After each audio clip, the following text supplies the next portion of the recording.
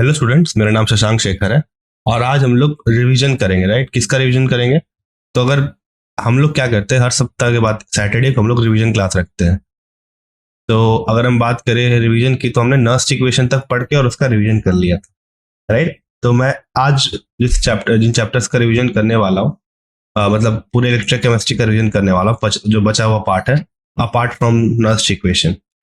ठीक है, वैसे आपको कोई भी क्वेश्चन हो इस इलेक्ट्रोकेमिस्ट्री से रिलेटेड या केमिस्ट्री ट्वेल्थ इलेवेंथ किसी से रिलेटेड, तो आप पूछ सकते हो, है ना? तो चलो आज से क्लास स्टार्ट करते हैं। तो फर्स्ट हमने जो नस्ट इक्वेशन पढ़ा था उसमें हमने क्या फाइंड किया था? ईएमएफ फाइंड किया था। ठीक है, किसी भी गिवन सेल का ईएमएफ फाइंड करने का तरीका था नस्ट इक्वेशन। अब जो ईएमएफ फाइंड करते हैं उसे हम रिप्रेजेंट करते हैं ई से, और स्टैंडर्ड कंडीशन में रिप्रेजेंट करते हैं ई नॉट से, है ना? तो अगर मैं बात करूं गिफ्ट फ्री एनर्जी की, तो उसका फॉर्मूला जो हमने देखा था वो था delta G, that is the change in गिफ्ट free energy is equal to minus N F E. Okay, ये हमारा फॉर्मूला था, जहां ई क्या था? ई था हमारा ईएमएफ, एन था number of electrons involve. Suppose अगर रिएक्शन हो रहा है, दो रिएक्शन हो रहे हैं, Zn और Cu का अगर आप सिंपल डैनियल सेल का एग्जांपल ले लो तो उसमें दो इलेक्ट्रॉन इन्वॉल्व होते हैं, है ना? फैराडे कांस्टेंट है हमारा F, that is 96487 coulomb per मोल। तो इस फॉर्मूले का हम यूज करें क्या निकाल सकते हैं? गिब्स फ्री एनर्जी निकाल सकते हैं। फर्दर जब हम एक बार गिब्स फ्री एनर्जी निकाल ले, तो हमें पता है कि किसी भी रिएक्शन की स्पॉन्टिनिटी को चेक करने के लिए हम किसका कैलकुलेशन करते हैं? इसी डेल्टा जी का कैलकुलेशन करते हैं। और जब डेल्टा जी की वैल्यू नेगेटिव आ जाए, उस केस में हम क्या बोलते हैं कि हमारा जो सेल है या फिर हमारा जो गिवन सेल है वो क्या है? फिजिबल है और वो इलेक्ट्रिसिटी प्रोवाइड करेगा, है ना? तो हम कह सकते हैं कि if delta G is equals to negative, then our reaction is spontaneous and we will produce electricity with the help of the chemical energy. अब डेल्टा जी नेगेटिव कब होगा? तो देखो डेल्टा जी का फॉर्मूला क्या है? माइनस एन एफ ई, एक negative sign आगे लगा हुआ। फर्दर हमारे पास एन है, नंबर ऑफ इलेक्ट्रॉन्स, ये तो काउंट है, काउंटिंग नंबर कभी लेस देन जीरो हो ही नहीं सकते, है ना? और इलेक्ट्रॉन्स इन्वॉल्व होंगे क्योंकि, तो ये फिर हमेशा ग्रेटर देन जीरो ही रहेगा। बात करें फैराडे कांस्टेंट की, तो ये भी एक कांस्टेंट है जो कि पॉजिटिव वैल्यू है 96487 कूलम पर मोल। अब टोटली डिपेंड करता है कि हमारे ईएमएफ की वैल्यू क्या है। अगर हमारे ईएमएफ की वैल्यू पॉजिटिव आए तो ये ओवरऑल डेल्टा जी क्या हो जाएगा? नेगेटिव हो जाएगा, है ना? और रिएक्शन फिजिबल हो जाएगा। सिमिलरली अगर स्टैंडर्ड कंडीशन हो, तो अगर ई नॉट हमारा नेगेटिव आ गया तो रिएक्शन फिजिबल हो गया। तो हम कह सकते हैं कि फिजिबल रिएक्शन के लिए ई should be greater than 0. Okay, E should be greater than 0. If E is equals to 0, then what will be the case? अगर E 0 के बराबर हो गया तो फिर हमारा क्या हो जाएगा? डेल्टा जी 0 हो जाएगा, है ना? डेल्टा जी क्या हो जाएगा? 0 हो जाएगा। और ये किसका साइन है? इक्विलिब्रियम का, कि हमने इक्विलिब्रियम रीच कर लिया। ये हम अभी आगे देखेंगे। चलो, तो ये चीज समझ में आ गई, ये रिलेशन समझ में आ गया। सबसे इंपॉर्टेंट क्या है? रिलेशन बहुत इंपॉर्टेंट है, क्वेश्चन आते हैं इससे हर बार। अब यहाँ एक और इम्पॉर्टेंट बात जो बहुत ही इंपॉर्टेंट है, शायद मैंने अगर मेन क्लास में नहीं कही हुई तो मैं बता देता हूँ कि हमारा जो ये है ईएमएफ है, वो एक इंटेंसिव प्रॉपर्टी है। राइट, इंटेंसिव प्रॉपर्टी की खासियत क्या होता है? आप उसे ऐड और सब्सट्रैक्ट नहीं करके अगले की वैल्यू नहीं निकाल सकते। सपोज एक का हाफ सेल का वैल्यू दिया हुआ, दूसरे का हाफ सेल का वैल्यू दिया गया, और आपको किसी थर्ड स्पीसीज का निकालना है, तो आप जैसे क्या करते थे, अगर आपको याद हो, थर्मोकेमिस्ट्री में ऐड करके मल्टीप्लाई करके इक्वेशन को इस तरह से सेटल करके और इसकी वैल्यू निकाल लेते थे। ये क्या बोलते हैं अपने, एंथैल्पी ऑफ रिएक्शन की। पर ऐसा आप ईएमएफ के साथ नहीं कर सकते हो। ठीक है, ईएमएफ एक इंटेंसिव प्रॉपर्टी है, तो उसके लिए आपको गिब्स फ्री एनर्जी कैलकुलेट करना होगा पहले। ठीक है, उस दोनों रिएक्शन का, फिर आपको टोटल गिब्स फ्री एनर्जी निकालनी होगी, और फिर उसकी मदद से क्या करना होगा? ईएमएफ निकालना पड़ेगा। इसके लिए एग्जांपल हम देखेंगे, राइट, कि कैसे इसको करते हैं इस तरह क्वेश्चंस को। अब बात आती है एसएचई। ये एसएचई के बारे में मैंने इसी सप्ताह बताया है, राइट। इसका मतलब क्या है? Standard hydrogen electron. क्या होता है स्टैंडर्ड हाइड्रोजन इलेक्ट्रॉन? बेसिकली हम क्या करते हैं कि हमें पोटेंशियल कैलकुलेट करना है, राइट। तो हम एब्सोल्यूट वैल्यू नहीं कैलकुलेट कर सकते। ठीक है, किसी भी इलेक्ट्रोड का हम एब्सोल्यूट इलेक्ट्रोड पोटेंशियल नहीं कैलकुलेट कर सकते। तो इसके लिए हम क्या करते हैं कि हम एक चीज को स्टैंडर्ड मान लेते हैं, जो कि हमने माना है हाइड्रोजन। अब हाइड्रोजन को स्टैंडर्ड मान के उसकी वैल्यू क्या रख लेते हैं? 0 रख लेते हैं। सिमिलरली उसी तरीके से जैसे हम जैसे हम कार्बन का मान लेते हैं कि इसका 12 है और उसके रिस्पेक्ट में सबका निकालते हैं, सेम उसी तरीके से क्या करते हैं हम हाइड्रोजन का 0 मान लेते हैं और उसके रिस्पेक्ट में सबका हम पोटेंशियल कैलकुलेट करते हैं, राइट। ये बात क्लियर है, ये बात समझ में आ गई है ना। अब हम क्या करते हैं, एक साइड को हाइड्रोजन इलेक्ट्रॉन रख लेते हैं और दूसरी साइड जिसका हमें कैलकुलेट करना है उसका इलेक्ट्रॉन रख लेते हैं, है ना। अब जो वैल्यू हम कैलकुलेट करते हैं उसमें अगर हमें स्टैंडर्ड कंडीशन के लिए कैलकुलेट करना, सपोज हमें स्टैंडर्ड कंडीशन के लिए जनरली कैलकुलेट करते हैं, तो उस केस में हम जिस स्पीसीज का कैलकुलेट करना उसका कंसेंट्रेशन इलेक्ट्रोलाइट में 1 ले लेते हैं, ठीक है। और अगर वो गैसियस फॉर्म में बन रहा हो तो प्रेशर भी 1 बार रहेगा। सिमिलरली यहाँ पे अगर लेफ्ट साइड में क्या लेते हैं, सॉरी हाँ लेफ्ट साइड में क्या लेते हैं अपन, लेफ्ट साइड में अपन H प्लस और H2 का कपल ले लेते हैं। H प्लस का कोई भी डोनर हो सकता है, HCl H2SO4 वगैरह वगैरह। यहाँ पे भी H प्लस का कंसेंट्रेशन हम 1 मोलार रखते हैं और प्रेशर को क्या रखते हैं 1 बार रखते हैं, ओके। तो वही चीज लिखी यहाँ, species having unknown reduction potential is kept on the right side. One having the greater reduction potential is a better oxidizing agent, okay। तो अगर वैल्यू क्या आई, पॉजिटिव आई, ठीक है। अगर वैल्यू पॉजिटिव आई तो वो एक अच्छा रिड्यूसिंग एजेंट है, और अगर वैल्यू नेगेटिव आई तो वो एक वो एक अच्छा, अगर वैल्यू पॉजिटिव आई तो वो एक अच्छा ऑक्सीडाइजिंग एजेंट है, राइट। और अगर वैल्यू नेगेटिव आ गई तो वो एक अच्छा रिड्यूसिंग एजेंट है। क्लियर है ये चीज। चलो आगे बढ़ते हैं। तो ये हो गया स्टैंडर्ड हाइड्रोजन इलेक्ट्रोड। अगर इसके बिल्डअप की बात करें तो ये कुछ इस तरीके का दिखता है। एक ट्यूब सा होता है हमारे पास, ओके। यहाँ एक इनलेट बना हुआ होता है जहां से हम हाइड्रोजन का क्या करते हैं, बबल करते हैं। और यहाँ पर प्लेटिनम इलेक्ट्रोड होता है, राइट। ये प्लेटिनम इलेक्ट्रोड ही इलेक्ट्रोड का काम करता है, क्योंकि हाइड्रोजन का तो इलेक्ट्रोड पॉसिबल नहीं है, हाइड्रोजन सॉलिड फॉर्म में एग्जिस्ट नहीं कर सकता। इसीलिए हम क्या करते हैं, इसको प्लेटिनम रॉड को लेते हैं, यहाँ से गैस को बबल करवाता है, फर्दर ये कनेक्टेड होता है जिसका अपन को कैलकुलेट करना है उस इलेक्ट्रोड से, है ना। मैंने इसका स्ट्रक्चर दिखा रखा है, इसलिए मैंने यहाँ दोबारा सा डायग्राम नहीं रखा है, ओके, क्योंकि हम क्विक रिवीजन पे है, राइट। नेक्स्ट आती है बात electrochemical series, sorry electrochemical cells का एक एप्लीकेशन के बारे में, है ना। अब हमने देखा कि हम इलेक्ट्रोलाइटिक सेल बना पा रहे हैं, ठीक है, इलेक्ट्रोलाइटिक सेल बना पा रहे हैं। अब इलेक्ट्रोलाइटिक सेल भी दो तरीके के होते हैं, सॉरी इलेक्ट्रोलाइटिक सेल नहीं, गैल्वेनिक सेल बना पा रहे हैं। गैल्वेनिक सेल की वजह से हम इलेक्ट्रिसिटी प्रोड्यूस कर पा रहे हैं। अब गैल्वेनिक सेल भी दो तरीके के होते हैं, पहला होता है प्राइमरी बैटरी, दूसरी होती है सेकेंडरी बैटरी, राइट।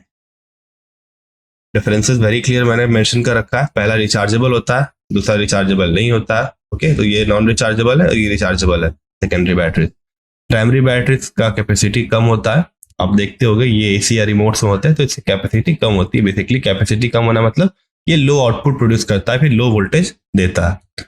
इसकी कैपेसिटी हाई होती है, हाँ। इसके शेल्फ लाइफ लॉन्गर होती है, आपने एक बार रिमोट या एसी में रिमोट में डाल दिया इसे तो ये लगभग 15 से 20 दिन या फिर उससे भी ज्यादा 1-1.5 महीने चल जाती है। जबकि ये जो हमारी सेकेंडरी बैटरीज है इनका शेल्फ लाइफ बहुत स्मॉल होता है। कोई भी रिचार्जेबल बैटरी ले लो आप, सपोज आपने फोन की बैटरी ले लिया, सुबह आप चार्ज करते हो, शाम तक वो डिस्चार्ज हो जाता है। उसी तरीके से इन्वर्टर भी हमारा कॉन्स्टेंटली चार्ज और डिस्चार्ज होता है ना। अगर एग्जाम्पल की बात करूं मैं, प्राइमरी बैटरीज को अल्कलाइन, लिथियम और जिंक कार्बन बैटरीज वगैरह वगैरह इसके एग्जाम्पल है। या फिर लेक्लेंचे सेल भी है, मर्करी सेल भी है, अभी हम देखेंगे उनके बारे में, है ना। हमने कल भी देख रखा है और हम दोबारा से रिवीजन करेंगे उनका। फिर अगर हम सेकेंडरी बैटरीज की बात करें तो lithium ion batteries, nickel metal hydride batteries, then we have lead storage batteries, okay. तो हम एक एक करके फिर से दोबारा इनके बारे में रिवीजन करते हैं, है ना। सबसे पहले ये है हमारा, इसे हम लेक्लेंचे सेल कहते हैं, ओके। इसमें अपना Zn जो है वो जाता है Zn2+ में, ठीक है। Zn किस में आता है, Zn2+ में जाता है। और MnO2 वो हमारा जाता है MnOOH में, ठीक है। इसमें जाता है MnO2 MnOOH में। मैंने इसे बैलेंस नहीं किया, सिर्फ मैंने प्राइमरी जो आयन से उनको रिप्रेजेंट कर दिया है, ठीक है। तो ये चीज होती है। क्लियर है? सेल हमारा देख लो आप, यहाँ पे Zn as a output present है बाहर में, और रॉड इलेक्ट्रोड जो बीच वाला अपन जो कैथोड है वो क्या है, कार्बन रॉड ले रखा है, क्योंकि हम MnO2 को एक पेस्ट फॉर्म में ले रखा हमने यहाँ पे। क्लियर है ये चीज? यहाँ पे +4 ऑक्सीडेशन स्टेट में है, और यहाँ पे कितने ऑक्सीडेशन स्टेट में, -2 -1, दैट इज -3, ये +3 ऑक्सीडेशन स्टेट है ना। तो आप देख सकते हैं कि इलेक्ट्रॉन का गेन हो रहा है, और यहाँ पे 2 इलेक्ट्रॉन ये लूज कर रहा है। ये बात समझ में आ गई? फर्दर क्या होता है, क्योंकि इसमें OH- आयंस भी प्रेजेंट रहते, तो ये Zn क्या करता है, कॉम्प्लेक्स बना लेता है। ओके, Zn एक कॉम्प्लेक्स बना लेता है, आई थिंक Zn कॉम्प्लेक्स बनाता है, हाँ Zn कॉम्प्लेक्स बना लेता है, जिसके कारण से फर्दर इसे हम रिचार्ज नहीं कर सकते, क्योंकि अगर रिचार्ज करना है तो Zn2+ को वापस Zn में ले जाना होगा, और वो तभी पॉसिबल है जब हमारे पास फ्री जिंक आयन प्रेजेंट है। ओके, चलो इंपॉर्टेंट है कि आप सेल रिएक्शन याद रखो, कौन सा रिडक्शन हो रहा है, कौन सा ऑक्सीडेशन हो रहा है, ये चीज इंपॉर्टेंट है याद रखना। फर्दर आप इसे बैलेंस कर सकते हो चाहो तो, ठीक है। अगर मैं बात करूं दूसरे तरीके के प्राइमरी बैटरीज के, तो इसे कहते हैं हम मरकरी बैटरीज, राइट। इसकी इसकी एक अच्छी बात क्या होती है कि ये स्टडी पोटेंशियल प्रोवाइड करती है। क्यों प्रोवाइड करती है? इसके स्ट्रक्चर की मदद से। इसके स्ट्रक्चर में अगर आप देखो तो कोई भी आयंस इन्वॉल्व नहीं है इसके इक्वेशन में, है ना। देखो इसका इक्वेशन देखो, ZnHg, ZnO बन रहा है, H2 and 2 इलेक्ट्रॉन्स रिलीज कर रहा है, ये HgO Hg बन रहा है लिक्विड में। अगर आयंस इन्वॉल्व है भी तो प्रोडक्ट में जितना बन रहा है उतना ही रिएक्टेंट में भी बन रहा है ना। इस कारण से क्या, नेट आयनिक जो अपना क्या बोलते हैं चेंज है वो 0 रह रहा है। OH- एक ही है, वो भी कैंसिल आउट हो जाएगा फाइनल इक्वेशन में, ठीक है। आप इसको अगर ऐड करोगे ऐसे करके तो यहाँ क्या वैल्यू आएगी, यहाँ आएगा ZnHg HgO H2O, ये और ये कैंसिल, इस साइड आएगा ZnO solid H2O and Hg liquid, ठीक है। तो ये अपना फाइनल इक्वेशन होगा। देखो इसमें कोई भी आयन इन्वॉल्व नहीं है फाइनल इक्वेशन में, ठीक है। तो इस अब आयन से इन्वॉल्व नहीं है तो हमें पता है E जो है वो चेंज करती है कंसंट्रेशन के कारण। E0 सेल तो कांस्टेंट है, टेम्परेचर कांस्टेंट है, नंबर ऑफ इलेक्ट्रॉन्स कांस्टेंट है, तो डिपेंड किस पे करती है, सिर्फ और सिर्फ कंसंट्रेशन पे, आयन के कंसंट्रेशन पे, है ना। क्योंकि सॉलिड वगैरह तो कंसंट्रेशन 1 ही रहेगा हमेशा, वो चेंज नहीं होने का। तो बात ऐसी होती है कि कंसंट्रेशन के चेंज होने से ही ये पोटेंशियल में डिफरेंस आता है। अब क्योंकि इसमें कोई आयन से इन्वॉल्व है नहीं तो कंसंट्रेशन में चेंज होगा नहीं, और एक स्टडी पोटेंशियल ये थ्रू आउट द लाइफ देता है।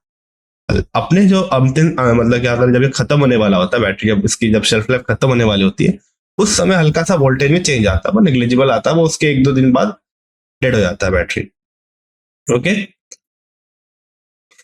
अब मैं बात करूं अगर सेकेंडरी बैटरीज की, तो ये हमारा एग्जांपल किसका है, लेड स्टोरेज बैटरीज का एग्जांपल है। यहाँ जो ब्लू पार्ट है वो है एनोड, और जो ऑरेंज पार्ट है वो है कैथोड, और एक ग्रिड पैकेज रहता है। देखो ग्रिड बना हुआ है, ऑरेंज है फिर ब्लू है फिर ऑरेंज है फिर ब्लू है, देखो ब्लू ऑरेंज ऐसे ऐसे ग्रिड बना हुआ है, और इसे एक आउटपुट भी दिया हुआ है फाइनल, ताकि इसे आप कनेक्ट कर सके हो अपने different different house hold appliances में, उसके लिए एक फाइनल आउटपुट दिया हुआ है। पर देखो आप एक ग्रिड बनी हुई है ना, और बीच में इलेक्ट्रोलाइट जो है वो ऐसे H2SO4 जो प्रोवाइड कर रहा है मीडियम, राइट, H2SO4 जो कि 38% सल्फ्यूरिक एसिड सॉल्यूशन होता है, ठीक है, क्लियर है। तो यहाँ पे क्या हो रहा है रिएक्शन में, Pb जा रहा है PbSO4 में, +2 ऑक्सीडेशन स्टेट में जा रहा है ये, और यहां से +4 में जा रहा है +2 में उधर। तो फाइनल जो स्पीसीज बन रही है दोनों में सेम ही है, पर इनिशियल स्पीसीज डिफरेंट है। एक में 2 इलेक्ट्रॉन क्या हो रहा है, लूज हो रहा है, देखो, और दूसरे वाले में 2 इलेक्ट्रॉन गेन हो रहा है। अगर मैं ओवरऑल रिएक्शन की बात करूं तो वो कैसा आएगा, Pb सॉलिड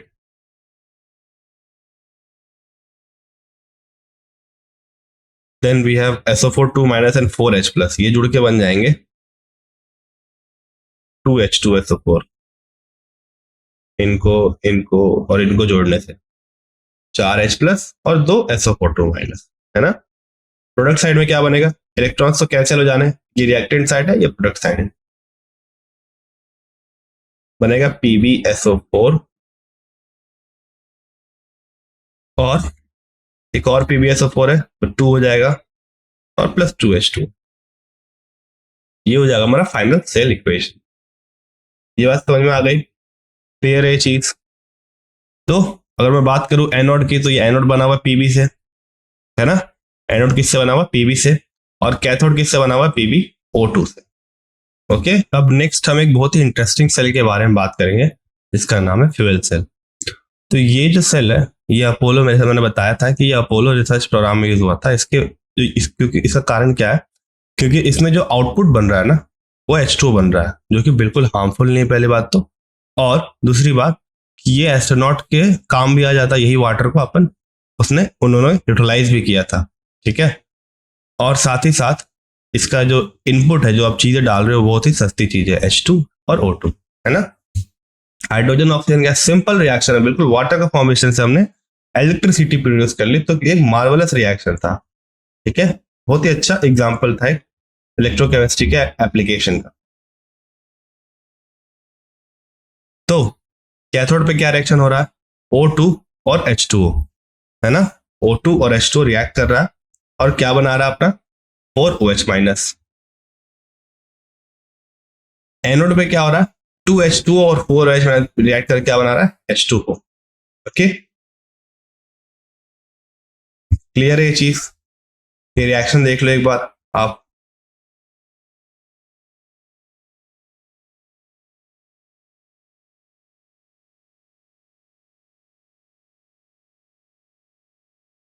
ठीक है, चलो, तो ओवरऑल रिएक्शन क्या बैठता? H2, 2H2 plus O2 gives us 2H2O। ये हमारा बैठता है ओवरऑल। ठीक है, ओवरऑल रिएक्शन बैठता है।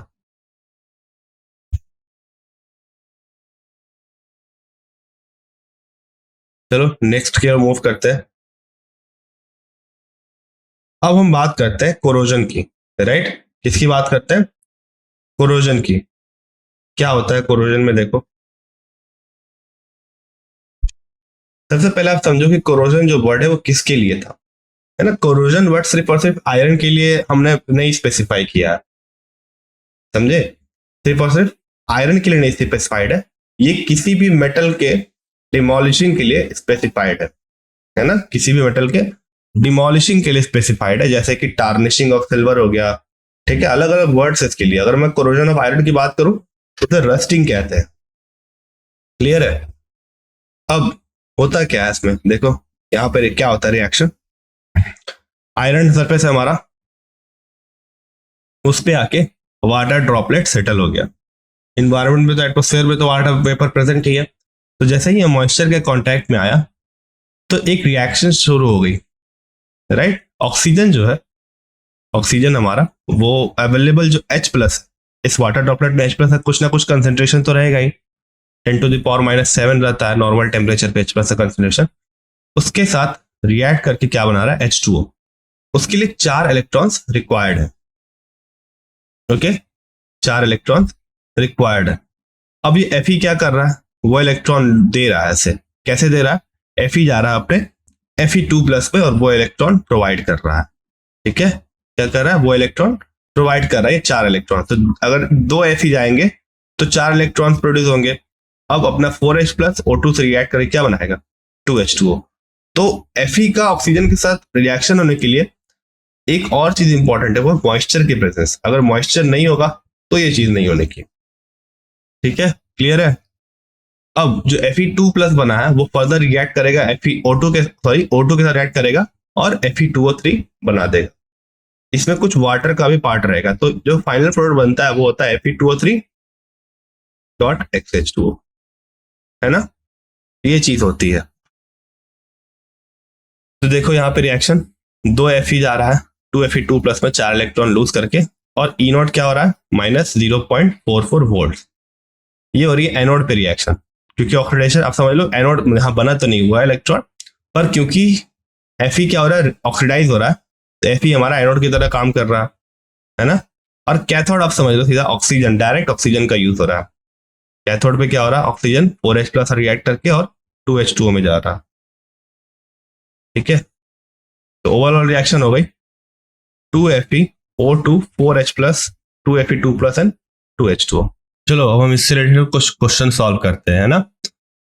तो पहला क्वेश्चन कह रहा है in an electrolytic cell the flow of electron is from, कहां से कहां होता है इलेक्ट्रोलाइटिक सेल में फ्लो, बताओ। सबसे पहले सेटअप ड्रॉ करते हैं हम इलेक्ट्रोलाइटिक सेल का।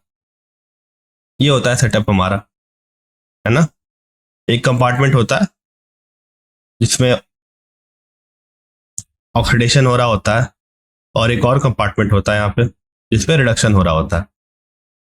ओके, क्लियर है। तो ये कुछ इस तरीके से होता है, दो इलेक्ट्रोड्स होते हैं जो कि हम वायर के थ्रू कनेक्ट करते हैं। फर्दर यहाँ पे हम एक सॉल्ट ब्रिज सेटअप रखते हैं।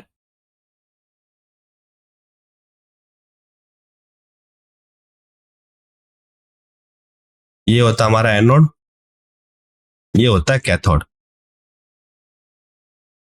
एनोड पे क्या हो रहा होता है, एनोड पे ऑक्सीडेशन होता है, राइट। सपोज कोई मेटल है, मेटल कहां जा रहा होगा, Mn प्लस में जा रहा है सपोज। तो जब ये जाता है M से Mn प्लस में, तो N इलेक्ट्रॉन्स रिलीज कर रहा होगा। तो इलेक्ट्रॉन यहां रिलीज होते हैं, इस डायरेक्शन मूव करते हैं, कहां, एनोड से कैथोड की ओर मूव करते हैं। इसलिए एनोड क्या होता है, नेगेटिवली चार्ज, और ये होता है पॉजिटिवली चार्ज। यहां पे क्या होता है, सपोज एक मेटल है N, राइट, और इसका इलेक्ट्रोलाइट भी प्रेजेंट होगा Na प्लस। सपोज अब मान लो Na प्लस क्या कर रहा है, कुछ इलेक्ट्रॉन्स लेके, जो इलेक्ट्रॉन रिलीज हुए इसमें से कुछ इलेक्ट्रॉन्स ले रहा है अपने पास, ठीक है। इलेक्ट्रॉन लेकर कहां चल जा रहा है, N पे, है ना। तो इलेक्ट्रॉन कहां से कहां फ्लो हो रहा है, एनोड से कैथोड पे। तो anode to cathode through internal external supply, right. Internal supply I would say, not external, अब एक्सटर्नल सप्लाई होगा। क्लियर है। Next question, the standard reduction potential for Fe2 plus and Fe, Sn2 plus Sn are this and this. For the cell you have to find the standard EMF. कैसे find करोगे, मैं आपको 2 minute देता हूं, ठीक है, आप खुद से सॉल्व करो, ठीक है। आपका टाइम स्टार्ट होता है अब।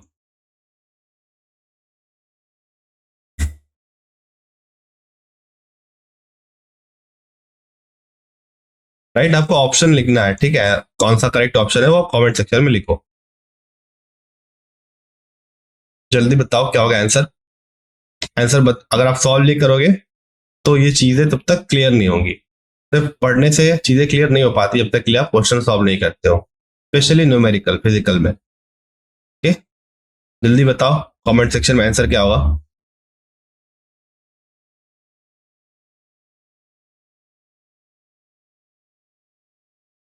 A B C D 4 option है, बताओ। चलो मैं एक साइड स्टार्ट करता हूँ बनाना, ठीक है। 1 मिनट और बच रहा है आपके पास, आप भी स्टार्ट करो। जब तक मैं सॉल्यूशन में पहुंचू तब तक आप कमेंट सेक्शन में आंसर लिख देना। अगर आपका आंसर मैच हो गया तो वेल एंड गुड, नहीं मैच हुआ तो और भी अच्छा, आपको कुछ नया सीखने को मिला है ना। चलो 1 मिनट बच रहा है आपके पास और, ठीक है। तो क्या करना है, हमें स्टैंडर्ड रिडक्शन पोटेंशियल निकालना है, और स्टैंडर्ड इलेक्ट्रोड पोटेंशियल निकालना है किसका, इसका, इस सेल का। और रिडक्शन पोटेंशियल 2 स्पीसीज का दिया हुआ, E0 Fe2 प्लस 2Fe, कितना वैल्यू दी गई है इसकी, 0.44, है ना। और Sn2 प्लस से Sn का क्या दिया हुआ वैल्यू, -0.14। ठीक है, ये दो वैल्यूज क्या हुई है, दी गई हुई है। अब अगर आप इस रिएक्शन को देखोगे तो इसमें किसका ऑक्सीडेशन हो रहा है, Sn का ऑक्सीडेशन हो रहा है, दैट इज टीन का ऑक्सीडेशन हो रहा है, और Fe2 प्लस का रिडक्शन हो रहा है। तो मैंने बता रखा था कि आपको अगर इलेक्ट्रोड पोटेंशियल निकालना है तो क्या करना होगा, सिंपली जिसका ऑक्सीडेशन हो रहा है उसका ऑक्सीडेशन पोटेंशियल, और जिसका रिडक्शन हो रहा है उसका रिडक्शन पोटेंशियल। तो रिडक्शन Fe2 प्लस का हो रहा है, उसका रिडक्शन पोटेंशियल मेंशन्ड है, पर ऑक्सीडेशन पोटेंशियल नहीं मेंशन्ड है। तो ये भी मैंने बता रखा है कैसे निकालना होता है, आप सिर्फ रिवर्स कर दो साइन को। तो कैसा हो जाएगा, E0 Sn2 plus, and this will give you तो नेगेटिव साइन रिवर्स कर दोगे तो 0.14 पॉजिटिव में, वोल्ट्स में आएंगे सारी चीजें। अब क्या करोगे, इन दोनों को सिंपली ऐड कर दोगे, तो E not cell will be equals to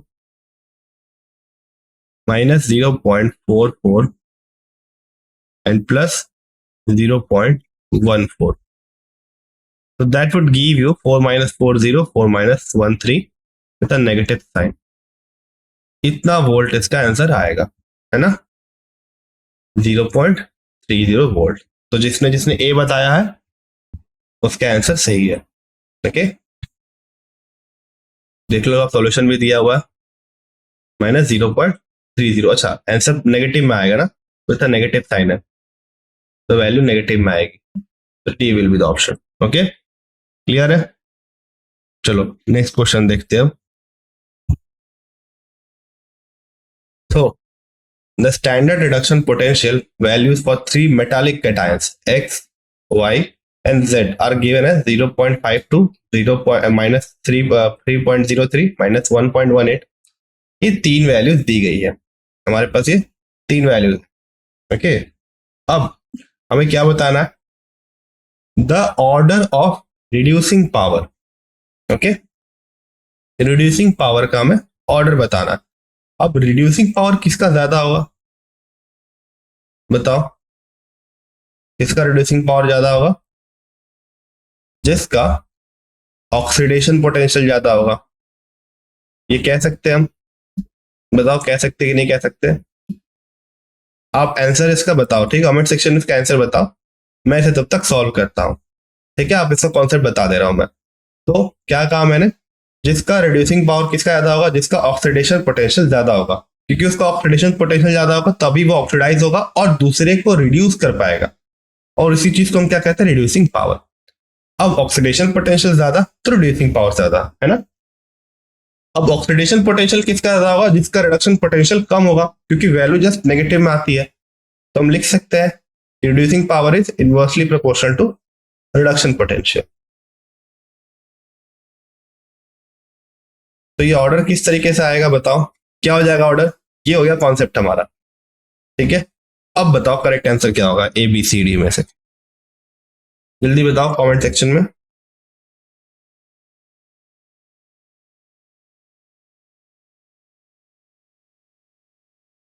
आप किस ऑर्डर में करोगे इसे, किस ऑर्डर में रखोगे? जिसका सबसे ज्यादा रिडक्शन पोटेंशियल वो सबसे कम रिड्यूसिंग पावर वाला। तो सबसे ज्यादा रिडक्शन पोटेंशियल किसकी है, 0.52, जो की है एक्स की, x will be in the least. फिर नेगेटिव में 1.18 ज्यादा है ना, तो ये उसके बाद आ जाएगा, दैट इज दैट, राइट। और उसके बाद है वाई का, तो करेक्ट ऑप्शन क्या हो जाएगा, ए, है ना। क्लियर है ये चीज? आप इसे इससे भी समझ सकते हो डायरेक्ट, पर उसके लिए आपको दिए हुए रिडक्शन पोटेंशियल को ऑक्सीडेशन पोटेंशियल में बदलना पड़ेगा, तो वैल्यू रिवर्स कर दोगे,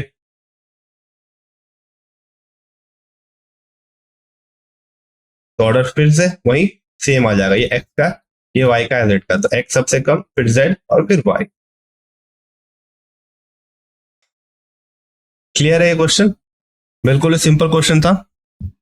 चलो आगे बढ़ते हैं हम नेक्स्ट क्वेश्चन पे। तो जैसा मैंने बताया, decreasing order of reduction potential and increasing order of reducing power. अगला जो क्वेश्चन है तो कह रहा है what will be the EMF for the given cell. तो what we have to calculate, we have to calculate the EMF for the given cell, right. तो सबसे पहले इस सेल रिप्रेजेंटेशन को समझते हैं, है ना। आप यहाँ कहोगे कि इलेक्ट्रोलाइट एक ही दिया हुआ है, कोई सॉल्ट ब्रिज का सिंबल नहीं है। तो देखो बच्चों, ये कैसे हो रहा है, बेसिकली हम क्या कर रहे हैं ना कि एक कंपार्टमेंट ले रहे हैं, ओके, एक कंपार्टमेंट ले रहे हैं, इसीलिए हमने एक ही कंसंट्रेशन बताया। अब कंसंट्रेशन दोनों के लिए सेम हो गई, ठीक है।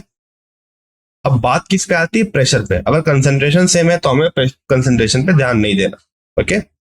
अब बात आती है प्रेशर पे, तो हमने क्या किया, 2 हाइड्रोजन इलेक्ट्रोड रखे, और दोनों हाइड्रोजन इलेक्ट्रोड में जो हमने गैस हम पंप कर रहे हैं उन दोनों का प्रेशर डिफरेंट रखा है, ठीक है। इस सेल के मतलब कि सेटअप को समझना थोड़ा जरूरी है। ओके, तो सेल का सेटअप मैंने कैसे बताया कि एक हमारे पास कंपार्टमेंट है, सिंगल कंपार्टमेंट है हमारे पास, राइट, और उसी में दो हाइड्रोजन इलेक्ट्रोड। हाइड्रोजन इलेक्ट्रोड ऐसे होते हैं,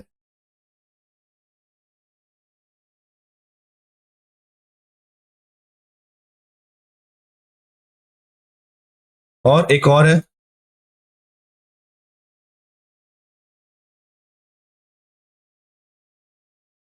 अब दोनों साइड से हम हाइड्रोजन पंप कर रहे हैं, या फिर दोनों साइड से हाइड्रोजन हम बबल करवा रहे हैं,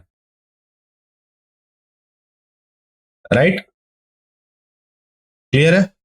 बस हमने क्या किया है, प्रेशर डिफरेंट रखा है। क्या किया है, यहाँ प्लेटिनम इलेक्ट्रोड होगा बीच में, इसमें प्लेटिनम इलेक्ट्रोड होगा, बस प्रेशर डिफरेंट रखा है। अगर आप बात करो लेफ्ट साइड पे जिसकी ऑक्सीडेशन हो रही है, वो है P1 प्रेशर पे, है ना, और राइट साइड जो कि P2 है, ओके, उसका रिडक्शन हो रहा है। क्लियर है ये चीज समझ में आ गई। इसके सेल रिएक्शन को लिख लेते हैं अपन। क्या करते हैं, सेल रिएक्शन को लिख लेते हैं। तो हम जा रहे हैं H2 से H प्लस में। कहां जा रहे हैं, H2 से H प्लस में जा रहे हैं। सपोज मैंने इसे हाफ H2 लिख दिया और इसमें एक इलेक्ट्रॉन रिलीज हो रहा होगा। सिमिलरली अगर ये किस प्रेशर पे, P1 प्रेशर पे है, ये इक्वेशन में क्यों लिख रहा हूं, ताकि नंबर ऑफ इलेक्ट्रॉन्स निकाल सकूं और कोएफिशिएंट का भी पता कर सकूं। सिमिलरली अगर आप इसे चाहते तो इस तरीके से भी लिख सकते थे, इसमें कोई इशू नहीं है, वैल्यू सेम आएगी, आप इक्वेशन कैसे भी लिखो, ठीक है। नेक्स्ट वाले में क्या है, वही सेम कंसंट्रेशन, सपोज अगर से मैंने C मान लिया तो इसका भी कंसंट्रेशन क्या रहेगा, C ही रहेगा, ठीक है, ये चीज इंपॉर्टेंट है, राइट, C रहेगा, क्योंकि हमने दोनों को एक ही इलेक्ट्रोलाइटिक सॉल्यूशन में डिप किया है। ये 2 इलेक्ट्रॉन लेगा और क्या बना देगा, H2। सपोज ये H2 P2 प्रेशर पे है, आप इन दोनों को ऐड करोगे, 2 इलेक्ट्रॉन कैंसिल हो गए, क्योंकि ये सेम कंसंट्रेशन पे है तो ये भी क्या होंगे, कैंसिल हो जाएंगे, है ना। अब हम कहां जा रहे हैं, H2P1 से H2P2 पर, ओके, H2P1 से H2P2 पर। अब मैं अगर आपसे बोलूं कि आपको Q लिखना है, दैट इज रिएक्शन कोएफिशिएंट, तो वो कैसे लिखाएगा, प्रोडक्ट, राइट। तो हम यहाँ पे QC नहीं लिख करके क्या लिखेंगे, QP लिखेंगे। ये बात समझ में आई आपको, reaction coefficient in terms of pressure लिखेंगे, राइट। तो प्रेशर एक साइड हमारे पास H2 है P2 प्रेशर पे, डिवाइडेड बाय P1 प्रेशर, तो ये हो गया हमारा QP for the given cell, है ना। अब एक बहुत ही अच्छा क्वेश्चन आपसे, क्योंकि हमने दोनों साइड सेम ही स्पीसीज ली है, H प्लस ही लिया है, तो अगर दोनों साइड सेम ही स्पीसीज है तो ई नॉट की वैल्यू हमेशा 0 आती है। मैंने बता रखा है, कॉन्सेंट्रेशन सेल पढ़ाया मैंने तब बताया था, क्योंकि ई नॉट सेल क्या होता है स्टैंडर्ड कंडीशन में, और स्टैंडर्ड कंडीशन में अगर स्पीसीज सेम है तो ई नॉट की रिडक्शन पोटेंशियल की वैल्यू भी सेम आएगी, सब्सट्रैक्ट करोगे तो वैल्यू 0 आ जाएगी। और अगर आपको ये बात ना भी पता हो तो क्योंकि हमने H प्लस लिया है तो ई नॉट क्या है, H प्लस के 0 है, तो वो ऑटोमेटिकली क्या आ जाएगा, 0 ही आ जाएगा, है ना। तो ई नॉट की वैल्यू क्या हो जाएगी, 0 वोल्ट। क्लियर है ये चीज, समझ में आ गई। अब हम लिख सकते हैं E cell is equal to E not cell, जिसकी value 0 minus RT by NF। N की वैल्यू क्या होगी बताओ, 2 हो जाएगी ना, N इलेक्ट्रॉन कितने इन्वॉल्व है, 2 involve, ln P2 by P1। अब क्योंकि ये सारे आंसर पॉजिटिव में दिए हुए तो हमें एक पॉजिटिव वैल्यू चाहिए, तो हम क्या करेंगे, नेगेटिव को रिवर्स करेंगे पॉजिटिव में, तो न्यूमरेटर चल जाएगा डिनोमिनेटर में और डिनोमिनेटर चल जाएगा numerator. So we have RT by 2F ln P1 by P2. So this is your answer. ठीक है, हमारा आंसर बी हो जाएगा. बहुत ही अच्छा क्वेश्चन था ये, एग्जाम में आने लायक क्वेश्चन है. सेटअप बहुत अच्छा है इस क्वेश्चन का. ठीक है, स्टैंडर्ड क्वेश्चन है बिल्कुल. तो RT by 2F P1 by P2, इन्होंने भी वही चीज की है. ये समझ में आ गया क्वेश्चन, है ना. चलो नेक्स्ट क्वेश्चन की ओर पढ़ते हैं. तो question number 5 says that the standard EMF of a cell involving one electron change. Okay, तो हमें क्या निकालना है. स्टैंडर्ड EMF दिया हुआ है, स्टैंडर्ड EMF दिया हुआ है 0.59.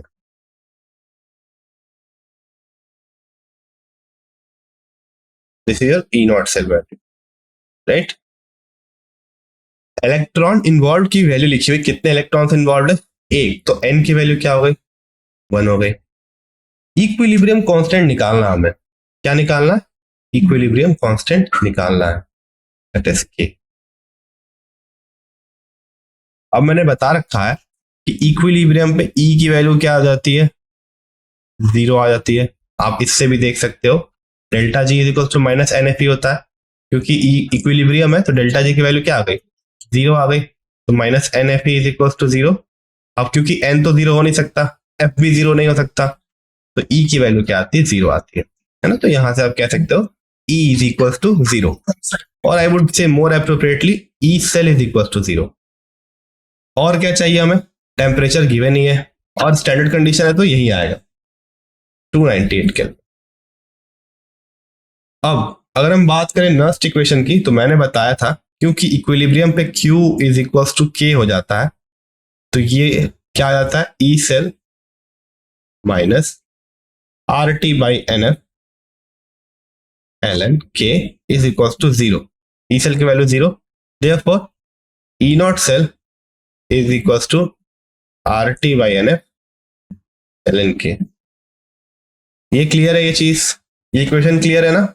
अब नेक्स्ट, अब क्योंकि टेम्परेचर क्या गिवन है, टेम्परेचर हमारे पास गिवन है 25 डिग्री सेल्सियस, तो हम लिख सकते हैं at 25 degree Celsius we know that this equation modifies to 0.0591 by n की वैल्यू 1 है, इलेक्ट्रॉन्स इन्वॉल्व 1 है, ln K, है ना. ये कैसे किया मैंने, ये मैंने बता रखा है कि क्योंकि हम एट 298 केल्विन पे स्टैंडर्ड कंडीशन है, तो इसकी वैल्यू हम जनरली याद रखते हैं. R की वैल्यू जाएगी 0.0821 लीटर ATM पर मोल पर केल्विन, वो मैं नहीं लिख रहा हूँ. टेम्परेचर क्या दिया हुआ, 298 केल्विन, और आड़े 96487. और एक और बहुत ही इंपॉर्टेंट चीज, यहाँ पे लॉग होगा. हम क्या करते हैं, LN की जगह पुट कर देते हैं 2.303 लॉग के. ये बात आपको पता होनी चाहिए, लॉग के. तो इस वैल्यू को हम क्या हमने कैलकुलेट किया, इट इज 0.059. ये क्वेश्चन हमने डिराइव पहले भी कर, मैंने दोबारा डिराइव कर दिया. अब E0 सेल की वैल्यू दी हुई है 0.591, अब पुट कर लो 0.591 इज इक्वल टू, ये हो जाएगा 0.0591 मल्टीप्लाइड बाई लॉग के, isn't it? Further 0.591 बाई 0.059, ये वैल्यू आ जाएगी कितनी, 10. अब बताओ इसका आंसर क्या होगा, इसका आंसर हो जाएगा सीधा, क्योंकि अब जब एंटी लॉग लेते हो तो क्या होता है, बताओ क्या होता है जब आप एंटी लॉग लेते हो, तो क्योंकि ये 10 दिया हुआ है ना, log k is equal to 10 दिया हुआ, right. Therefore k will be equals to 10 to the power 10. Okay, so this will be answer 10 to the power 10. आप इसे ऐसे भी लिख सकते हो 1.0 into 10 to the power 10, same ही चीज है, 1 से मल्टीप्लाई किया हमने, तो करेक्ट ऑप्शन क्या हो जाएगा, सी. ठीक है, क्लियर है क्वेश्चन. चलो हम सॉल्यूशन देखते हैं. वही चीज किया इन्होंने, 0.591, 0.0591, therefore it will give you finally 10 to the power 10. Next question. So what are we given? तो यही क्वेश्चन है जो बहुत ही इंपॉर्टेंट है, राइट। इसमें डेल्टा जी की हेल्प से निकालना है। देखो कैसे मैं बताना चाहता हूँ, मैं क्वेश्चन में बताता हूँ। तो ई नॉट की वैल्यू दी गई हुई है ना, ई नॉट की वैल्यू दी गई हुई है 2। एक Fe3 प्लस से Fe, एक Fe2 प्लस से Fe, दोनों क्या है, रिडक्शन पोटेंशियल। और निकालना किसका है, Fe3 प्लस से Fe2 प्लस का हमें निकालना है। ई नॉट वैल्यू निकालनी है, कैसे निकालेंगे बताओ। क्या ये क्वेश्चन मैंने पहले नहीं बताया था, ये कॉन्सेप्ट जानना बहुत ही जरूरी है, जो मैं बता देता हूँ, है ना। चलो देखते हैं। तो पहला जो हमारे पास इक्वेशन गिवन है वो किसका है, E naught Fe3 plus to Fe। फिर किसका गिवन है बताओ, Fe3 plus is going to Fe by taking 3 electrons, right? And the second equation is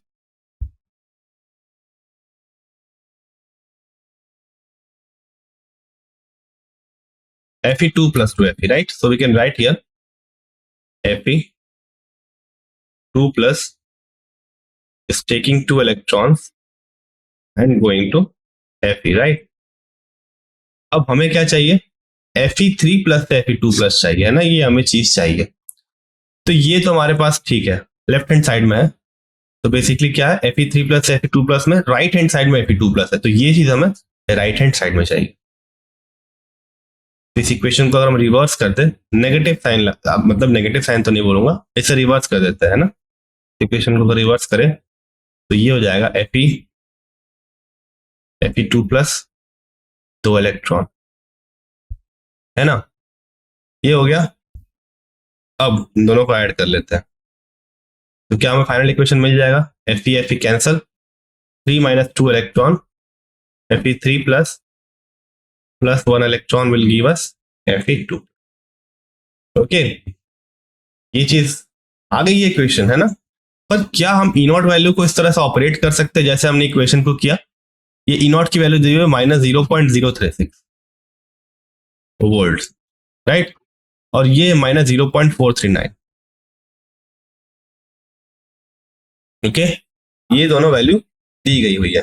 अब कैसे करेंगे बताओ, क्या इस अब क्योंकि हमने इसको रिवर्स किया तो हम इसके साइन को भी रिवर्स कर देंगे, ठीक है, ये चीज यहां तक सही है, ये हम कर सकते हैं।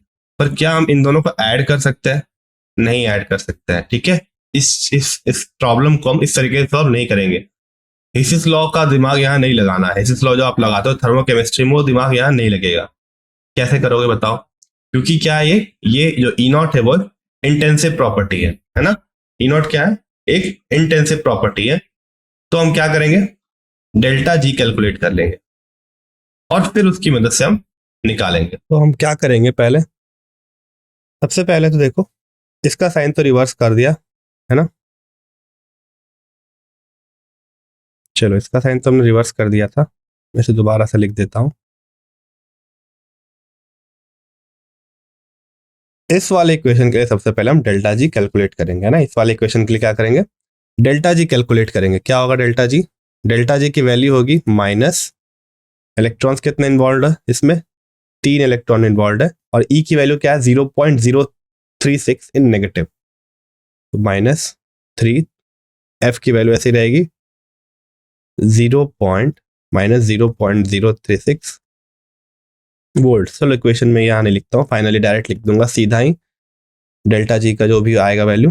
तो ये वैल्यू कितनी आ जाएगी, पॉजिटिव में आएगी पहले तो, 3 6 18, 3 3 9 1 10 एंड 0.108 एफ, ये वैल्यू आएगी पहले वाले के लिए, ठीक है। किस वाले के लिए निकाला हमने, Fe3 प्लस से Fe के लिए निकाला, राइट।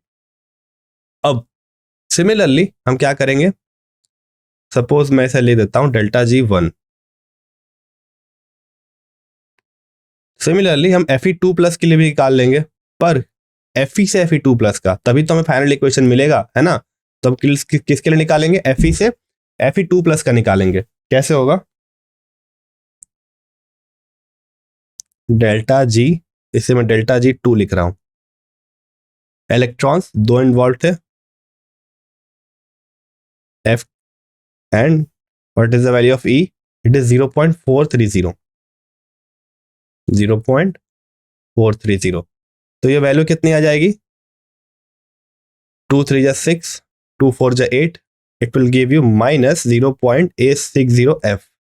ये वैल्यू आ जाएगी डेल्टा जी 2 की. ओके, अब फाइनल इक्वेशन में इन दोनों को ऐड किया था हमने, यहाँ पे देखो इन दोनों को ऐड करके निकाला था.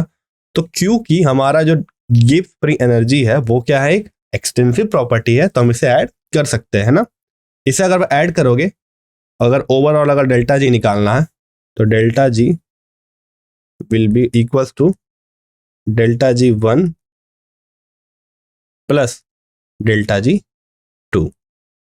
बढ़िया है ये. चलो 0.108 minus 0.860, right, with a negative sign and also with a F. ये F भी रहेगा साथ में. F को मैंने कॉमन लेके बाहर ही लिख दिया एक ही बार में. ये वैल्यू क्या आएगी बताओ? So that would give you 257 with a negative sign and a F. तो ये वैल्यू आ जाएगी आपकी डेल्टा जी की. ये जूल में ही आएगी ऑफ कोर्स, जूल पर मोल में, है ना. अब हम यहां से क्या कर सकते हैं बताओ? हमें डेल्टा जी की वैल्यू पता है इस इक्वेशन के लिए. इस इक्वेशन के लिए हमें डेल्टा जी की वैल्यू पता है. अब इसकी वजह से हम क्या ई नॉट ई निकाल सकते हैं? बिल्कुल निकाल सकते हैं. ये वैल्यू क्या आई है? Minus 0.752 F. Okay, minus 0.752 F Faraday में लिखा है मैंने. अब नेक्स्ट चीज, ये डेल्टा जी की वैल्यू किसके बराबर होगी? माइनस एन एफ ई के बराबर होगी. एन, अब इस इक्वेशन में एन की वैल्यू क्या थी? लास्ट वाले इक्वेशन में देखो आप, 1 है ना, 1 इलेक्ट्रॉन इन्वॉल्व है, तो 1 लिख देंगे हम. एफ वैसे ही रहने देते हैं अपन. ई हमें कैलकुलेट करना है. ई नॉट है क्योंकि स्टैंडर्ड सेल लिया है. एफ और एफ कैंसिल आउट हो गया, नेगेटिव साइन कैंसिल आउट हो गई. ई नॉट की वैल्यू क्या आ गई? 0.752. तो इस तरीके से हम कैलकुलेट करेंगे, राइट. सीधा ई नॉट की वैल्यू ऐड या सब्सट्रैक्ट नहीं करेंगे. ओके, क्लियर है ये चीज? वोल्ट में होगी ये चीज. चलो अब नेक्स्ट क्वेश्चन देखते हैं, है ना. चलो इस क्वेश्चन को आप ट्राई करो, कैसे बनेगा बताओ. सिंपल क्वेश्चन है बिल्कुल, कोई कंफ्यूजन नहीं होनी चाहिए. इक्विलिब्रियम कांस्टेंट कैलकुलेट करना है ना. कैसे होगा ये? फर्स्ट स्टेप क्या करेंगे अपन? सबसे पहला स्टेप क्या होगा अपना? सबसे पहला स्टेप होगा कि हम इस गिवन सेल को स्टडी करें. यहाँ पे ए लिखा हुआ है ना, ए इज एक्टिविटी. ये चीज क्या आ गई बताओ? ये एक नई टर्म आई यहाँ पे, एक्टिविटी. तो होता क्या है ना बच्चों, कि एक्टिविटी जो है बेसिकली वो कॉन्सेंट्रेशन के का ही एक पार्ट है, राइट. हम इक्विलिब्रियम में जब हम अपना law of mass of action लिखते हैं तो वो हम एक्टिविटी को ही लिखना चाहते हैं, पर क्योंकि activity is equal to gamma C होता है. ये एक फॉर्मूला, आपको मैं कॉम्प्लिकेट नहीं करना चाह रहा हूँ चीजें, बस क्लैरिफाई करना चाह रहा हूँ. अब गामा की वैल्यू डाइल्यूट कंडीशन के केस में 1 हो जाती है, तो ए इज इक्वल टू कंसंट्रेशन आ जाता है. इसलिए हम law of mass of action में डायरेक्ट कंसंट्रेशन पुट कर देते हैं. यहाँ पे एक्टिविटी दी गई हुई है सीधी, ठीक है, तो हम एक्टिविटी का यूज करेंगे. ठीक है, इसे आप कंसंट्रेशन भी मान सकते हो, कोई दिक्कत नहीं है. ठीक है, कंफ्यूज नहीं होना इसमें. अब इस इक्वेशन को बाइफर्केट करके लिखते हैं अपन. पहले इस इक्वेशन को ढंग से लिखते हैं. ठीक है, क्या है? Zn Zn2 plus, and what is the activity that is given or the concentration? So I'm directly writing here 0.1 m. Clear? Then what we have? Fe2 plus है, कितना उसकी दी गई है? Fe2 plus, I think the concentration value is 0.01 m.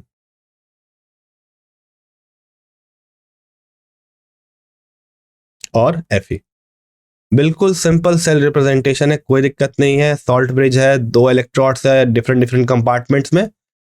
आप equation को bifurcate करो, Zn is going to Zn2 plus, right. n 2 electron निकलेंगे यहां से, और Fe2 प्लस कहां जा रहा है, 2 इलेक्ट्रॉन ले करके ये जा रहा है Fe में। अब क्योंकि इलेक्ट्रॉन सेम है तो आप इनको सिंपली ऐड कर सकते हो, तो that would give you Zn plus Fe2 plus, और क्या बनेगा, Zn2 प्लस और Fe, है ना। हमारा n मिल गया, फाइनल इक्वेशन मिल गया। अब आप क्या करो, अपना नस्ट इक्वेशन लिखते हैं। तो नस्ट इक्वेशन होता है E cell is equals to E not cell minus RT by NF ln Q। ये होता है हमारा नस्ट इक्वेशन। अब क्योंकि इक्विलिब्रियम पे है तो Q की वैल्यू क्या हो जाएगी, K, E सेल की वैल्यू क्या हो जाएगी 0, और at 298 Kelvin RT I would say 2.303 RT by F की वैल्यू हो जाएगी 0.0591, है ना। और n की वैल्यू हमने क्या निकाली, 2 निकाली, अभी आप देख सकते हो, देखो 2 निकाली थी ना। चलो अब वैल्यूज पुट करते हैं, ये हो जाएगा 0, ई सेल की वैल्यू 0, ई नॉट सेल की वैल्यू क्या हो जाएगी वो तो हमें निकालनी ही है, ठीक है। I think E not cell की वैल्यू अपने इक्विलिब्रियम कांस्टेंट निकालना है ना। EMF of the above cell is given as this much. क्या हमें ईएमएफ की कोई जरूरत है, बिल्कुल कोई जरूरत नहीं है, ठीक है। तो ये सिर्फ और सिर्फ कंफ्यूज करने के लिए दिया हुआ है, क्योंकि हमें इक्विलिब्रियम कांस्टेंट से मतलब है, तो इसलिए हमें ईएमएफ की कोई जरूरत नहीं है। पर ये ईएमएफ शायद ई नॉट की value, I think, okay, it is the value of E not, right. It is value of EMF, no, sorry, it is the value of standard EMF, okay. So it is 0.2905, okay, I got the question, ठीक है। इसमें क्या किया है इन्होंने एक concentration पे दे रखा है। अभी हम क्या करते हैं, इक्विलिब्रियम नहीं मान करके इस कंसंट्रेशन पे कैलकुलेट करते हैं, राइट। इक्विलिब्रियम अभी हम नहीं मानते हैं, चलो इसको दूसरे टाइम के लिए रखते हैं, अभी हम इक्विलिब्रियम नहीं मान रहे। तो उसमें एक कंसंट्रेशन दे रखा है Zn2 प्लस का 0.1, और कॉपर 2 प्लस का 0.01, है ना। क्यू क्यू क्या हो जाएगा, Zn2 plus by Cu2 Fe2 plus, okay. Q हो जाएगा Zn2 plus by Fe2 plus. E not cell की वैल्यू हमें नहीं पता, वो हमें निकालनी पड़ेगी। ई सेल की वैल्यू दी गई हुई है, it is 0.2905,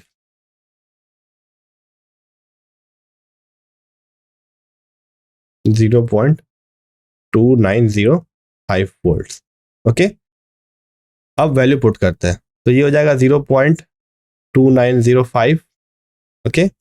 then E not cell की वैल्यू हमें निकालनी है, माइनस RT बाई एफ को हम मान लेते हैं 0.0591, दोबारा से इलेक्ट्रॉन्स दो ही हैं, लॉग Q, ये क्या हो जाएगा लॉग Q, Zn2 प्लस 0.1, ये होगा 0.01, तो that would give you 10, isn't it, तो लॉग 10।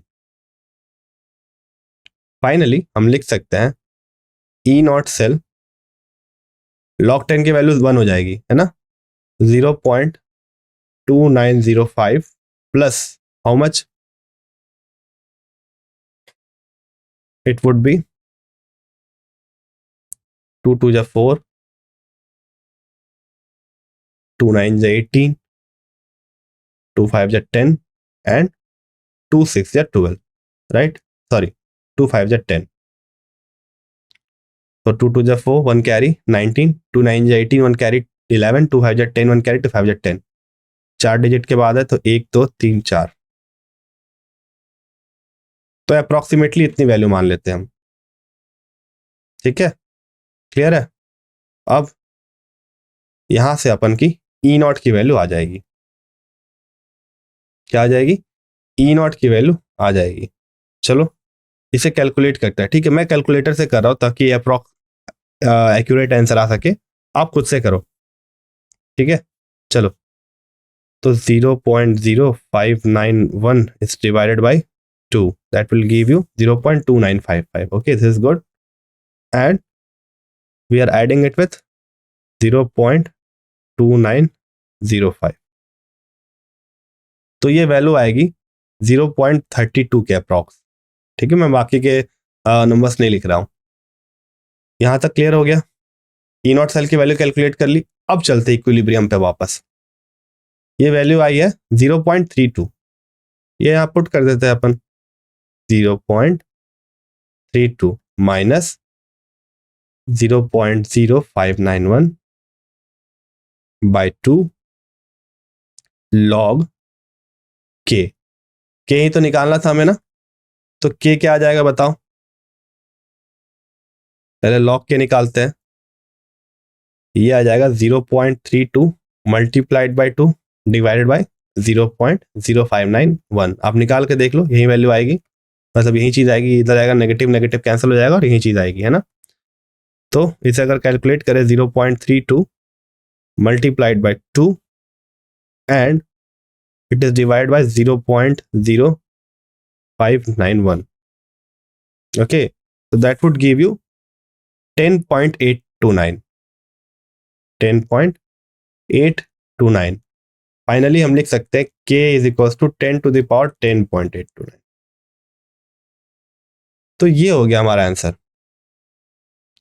इसमें इन्होंने कैलकुलेट नहीं किया, सीधा आप मान सकते हो कि हमारा आंसर क्या हो जाएगा, ये वाला, राइट। ये आंसर हो जाएगा 0.32 बाई 0.0295। कैसे लिखेंगे सम, सिंपल है। अगर आप इसको देखोगे तो 2 बाई 0.059 की वैल्यू निकाली थी अभी, दैट इज 0.2955, यही आया था ना। तो हम इसे ऐसे भी लिख सकते हैं।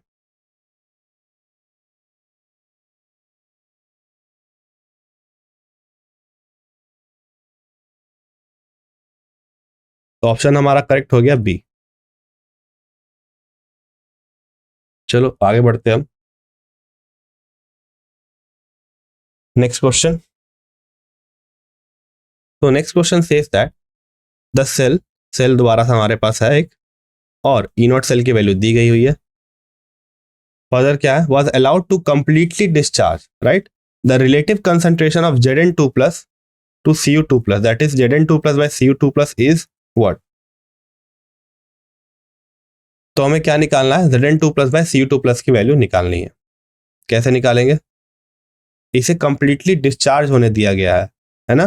क्या क्या होने दिया गया, कंप्लीटली डिस्चार्ज होने दिया गया है, राइट। और हमें क्या निकालना है, concentration of Zn2 plus to Cu2 plus. बताओ कैसे ये क्वेश्चन सॉल्व होगा, एनीवन। अगर मैं कह रहा हूं कि कंप्लीटली डिस्चार्ज होने दिया गया है, तो इसका मतलब क्या हुआ कि सेल हमारा इक्विलिब्रियम रीच कर चुका है ना। सेल हमारा इक्विलिब्रियम रीच कर चुका है। तो बेसिकली हमें के की वैल्यू निकालनी है, सॉरी के एट इक्विलिब्रियम हमें निकालना है।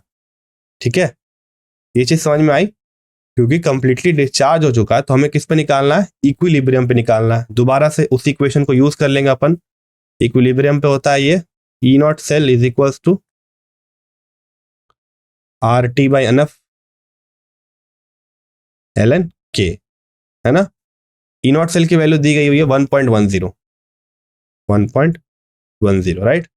और ये हमें पता है 0.0591 डिवाइडेड बाय, अगर आप इलेक्ट्रॉन काउंट निकालना खुद से, मैं स्टेप को दोबारा नहीं कर रहा हूं, उसमें 2 आएगा लॉग के। तो दैट वुड गिव यू के क्या है यहाँ पे बताओ, it is Zn2 plus by Cu2 plus ही तो है।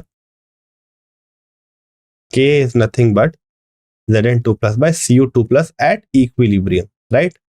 बोथ कंसंट्रेशन का रेशियो इक्विलिब्रियम पे K होता है। तो K क्या हो जाएगा फाइनली बताओ,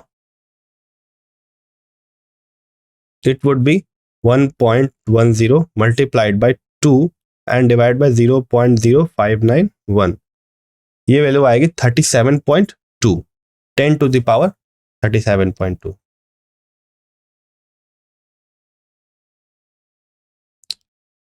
तो मैंने ये स्टेप स्किप किया, ये होगा 37.2, फिर जब एंटी लॉग लोगे तो ये वैल्यू आएगी। ओके, समझ में आ गई ये चीज? सेम क्वेश्चन था बिल्कुल, उल्टा एक वैल्यू निकाल के दिया हुआ था, हमें कैलकुलेट भी नहीं करना था। चलो नेक्स्ट क्वेश्चन देखते हैं। ये क्वेश्चन थोड़ा इंटरेस्टिंग है ना, रस्टिंग ऑफ आयरन से रिलेटेड है और इक्वेशन दिया हुआ है, राइट? इक्वेशन दिया हुआ है, ई नॉट की वैल्यू है इसके लिए और इसके लिए भी ई नॉट की वैल्यू दी गई है, दोनों इक्वेशंस के लिए। क्या करना हमें? तो we have to calculate the delta G not for the process. इस प्रोसेस के लिए क्या करना है? डेल्टा जी नॉट कैलकुलेट करना। चलो कैलकुलेट करते हैं हम। डेल्टा जी नॉट कैलकुलेट करना, तो उसके लिए हमें क्या चाहिए? ई नॉट चाहिए, है ना? ई नॉट ही चाहिए होगा। कैसे होगा ई नॉट, बताओ? ये प्रोसेस है, ई नॉट दिया हुआ है। फाइनली क्या करेंगे? सिंपली दोनों को ऐड कर देंगे हम, ठीक है? इसे और इसे ऐड कर देंगे, क्या हो जाएगा? ई नॉट की वैल्यू पहले क्या हो जाएगी? E not cell is equals to 1.23 volt plus minus 0.44 volt. कुछ सोचना नहीं है, जिसका ऑक्सीडेशन हो रहा है उसका ऑक्सीडेशन पोटेंशियल गिवन है, जिसका रिडक्शन हो रहा है उसका रिडक्शन पोटेंशियल गिवन है। यही तो इक्वेशन होता है हमारे रस्टिंग ऑफ आयरन का, है ना? चलो इसे सिंपली आप ऐड करोगे, 3 minus 4 that is 13 minus 4 will give you 9, 11 minus 4 will give you approximately 7, and not approximately, accurately I would say, और ये हो जाएगा 0.79 वोल्ट्स, है ना? ये वैल्यू आएगी हमारे ई नॉट की। पर हमें कैलकुलेट क्या करना है? हमें कैलकुलेट करना है डेल्टा जी नॉट, राइट? वो भी किलो जूल मोल में। देखो सारे के सारे वैल्यूज किलो जूल मोल में। तो हम लिख सकते हैं delta G not is equals to, कितने इलेक्ट्रॉन्स इन्वॉल्व थे याद करो? पिछले इक्वेशन में देखो 2 इलेक्ट्रॉन्स इन्वॉल्व थे, यहाँ पे मैं ये वैल्यू 96487 ले रहा हूं और ये 0.79, क्या आ जाएगी ये value? 2 multiplied by 96487 and again it is multiplied by 0.79। Okay, तो ये वैल्यू आ जाएगी 152,449.46, दैट इज जूल पर मोल। ओके, ये वैल्यू आएगी। इसको आप क्या करो, किलो जूल पर मोल में कन्वर्ट कर लो, 142.449 किलो जूल पर मोल। So this will be your answer, right?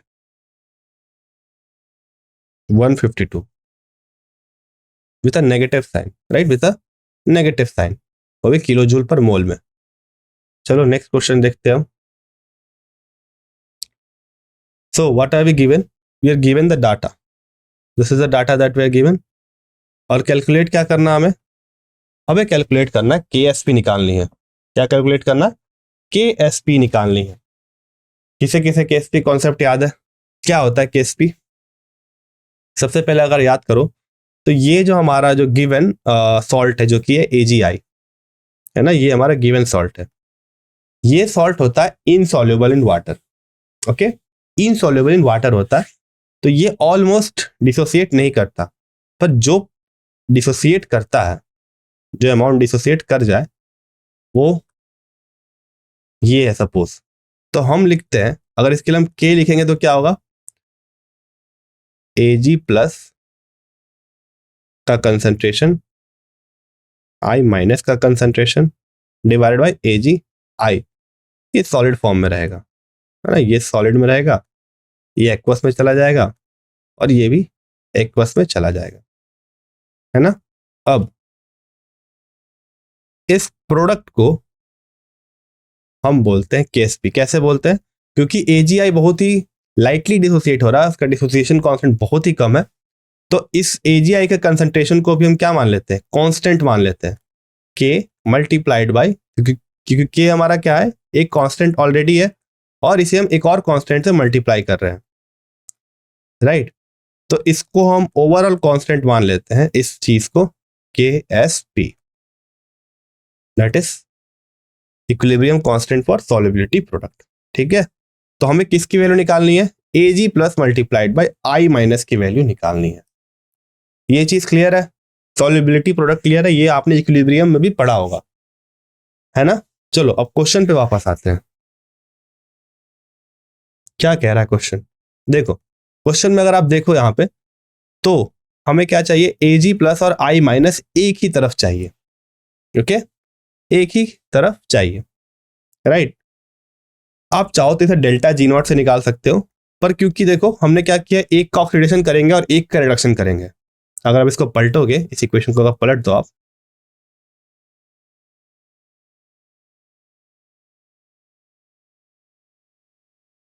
तो ये हो जाएगा, है ना। या फिर आप इसे नहीं पलट के इस वाले को पलट दो,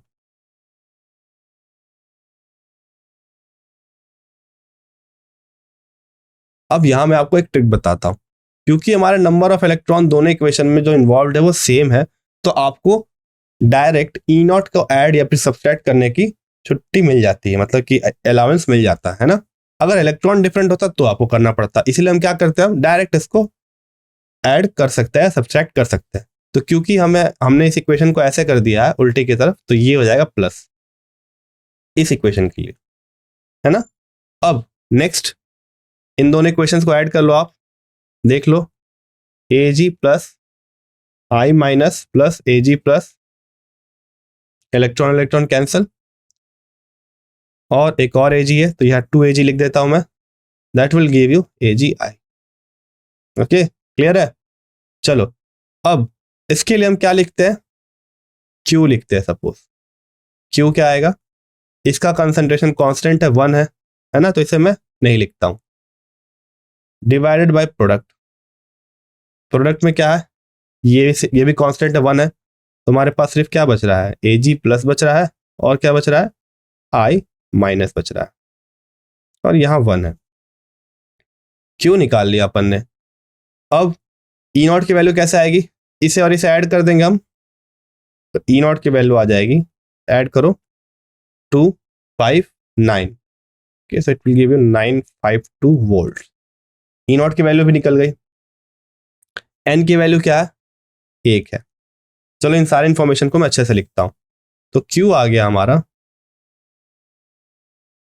ए जी प्लस और आई माइनस से कंसंट्रेशन का प्रोडक्ट, है ना। एन की वैल्यू हमें 1 मिल गई, और क्या मिल गया, ई नॉट 0.952, है ना, 0.952। अब क्या चाहिए, और क्या चाहिए हमें बताओ, हमें तो केएसपी चाहिए था ना, और हमने देख रखा था कि इन दोनों के कंसंट्रेशन के प्रोडक्ट को हम क्या बोलते हैं, केएसपी बोलते हैं।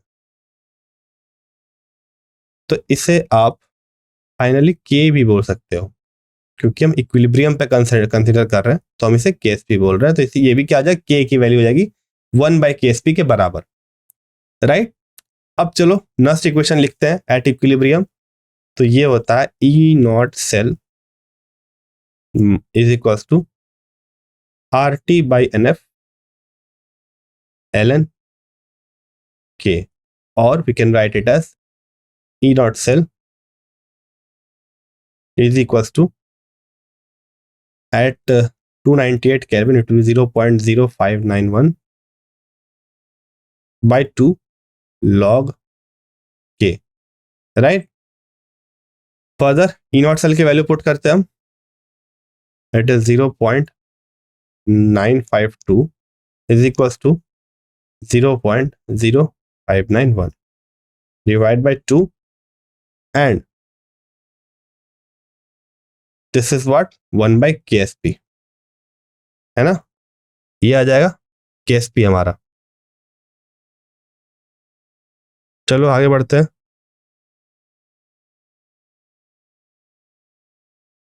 आगे बढ़ते हैं अपन, वैल्यू कैलकुलेट करो कितनी आएगी, KSP की वैल्यू निकालो, क्या आएगी बताओ।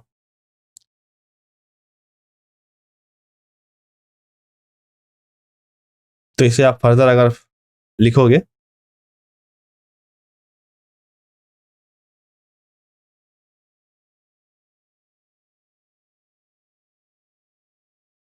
बताओ।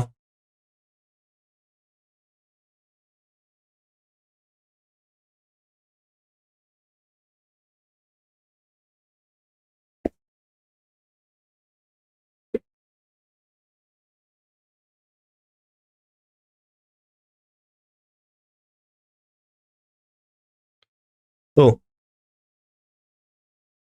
इसको आप फर्दर लिखो, देखो। तो ये बहुत ही जरूरी है कि आप इस चीज को समझो, राइट। लॉगरिथमिक कैलकुलेशन में लोग नहीं जानते हैं अगर, ठीक है। बहुत ही सिंपल चीज होती है, क्योंकि इससे कभी पढ़ाया नहीं आता, ना 9th में ना 10th में, सीधा इसका यूज आता है 11th 12th में ना।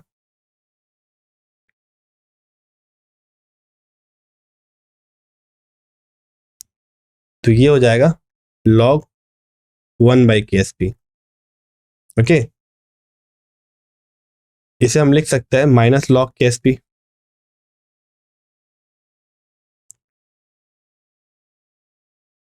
0.952 multiplied by 2।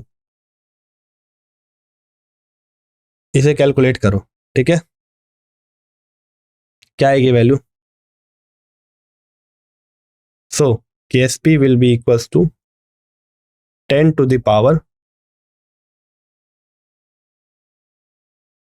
10 to the power minus 0.952 multiplied by 2, and this is divided by 0.0591।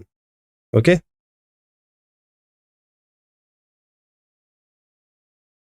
तो ये वैल्यू आ जाएगी अप्रोक्सीमेटली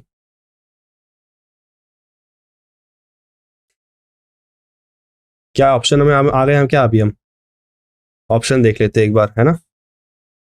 अगर आप ऑप्शन देखोगे तो आप इसे कैलकुलेट करना फर्दर, ठीक है। मैं इसे इस कैलकुलेशन को यहीं छोड़ रहा हूँ, ठीक है। इसको आप कैलकुलेट करके देखना फर्दर कि ये वैल्यू कितनी आ रही है, राइट। समझ में आ गई? तो तो इस तरीके से हम इस क्वेश्चन को सॉल्व करेंगे, है ना। चलो ठीक है, मैं इस सेशन को एंड कर रहा हूँ, ठीक है।